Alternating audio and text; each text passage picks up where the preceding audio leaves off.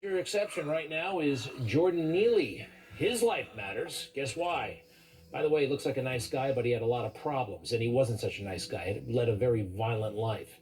But Jordan Neely is a big deal right now because he's dead, and a white man was involved in his death. Now, here's the struggle that you may have seen. This was on a New York City subway on May 1st. He's in the white T-shirt. He's being subdued by Daniel Penny. Now, you don't know that dozens of witnesses and 911 calls attest that Neely was menacing people, threatening people. A trainload of people were terrified. They were afraid that he would hurt or kill someone or hurt or kill himself. He had to be subdued. And the person who did it was a man named Daniel Penny. There's the hero. He's a hero. Trouble, well, not that other piece of shit. Or will be arrested tomorrow and charged with manslaughter. It is expected, widely reported, that he is going to be prosecuted and faces up to 15 years in jail. But the details of Mr. Neely's life have now been, well, a lot of them have been vaporized. Very hard to find out because when it comes to him, there's some very unsavory things about this man. He's been in all kinds of trouble. In 2015, he tried to kidnap a 7-year-old girl. In 2019, he punched a 64-year-old man in the face. 2 years ago, he punched a 67-year-old woman in the face and broke her nose.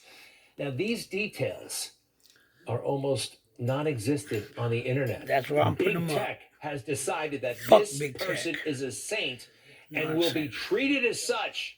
And any Nope. truth about his life, I'll put it up. well, if it doesn't glorify him, it is to be Nope. censored or Nope. ignored. Here's something else about him. When he was on that train, there's a good likelihood that he was high on K2, a potent form of marijuana, synthetic marijuana. According to his uncle, he got into K2 and drugs, which was his way of healing himself. Now, K2, more on K2, please. It is a synthetic marijuana. It's unpredictable and dangerous, and it has known psychotic effects.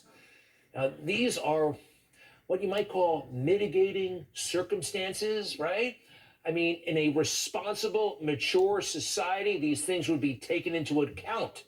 AOC and the rest, he was murdered, they got publicly executed. Ayanna Pressley says he was lynched. They're all garbage. They're all worthless people. But some big heavyweights saying much the same thing. Remember, it's all to exploit so they can enhance their power and also, quite frankly, their money for politicians' fundraising. And for the mayor of New York, he just wants to be seen. Look who pays the price, huh? These cops doing their job, hassled by this maniac, right? Yelling these awful things. Hey, and you know what? Maybe he's not a maniac. Maybe he's just a guy who consumes the news. Can we turn up the volume a little bit? That's right, nigga. So, it's that time.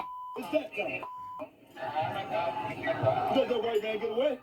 Does the white man walk out the door? All right. So where do you think he's picking up all that stuff, that hateful rhetoric? Everywhere. It's our society. That's what it's all about. And guess who made the decision to prosecute this guy? Alvin Bragg, the district attorney of Manhattan. Yes, the same one was going after Donald Trump. I just wonder, next year, we're coming up on the election year, right? Big time. It's a political season.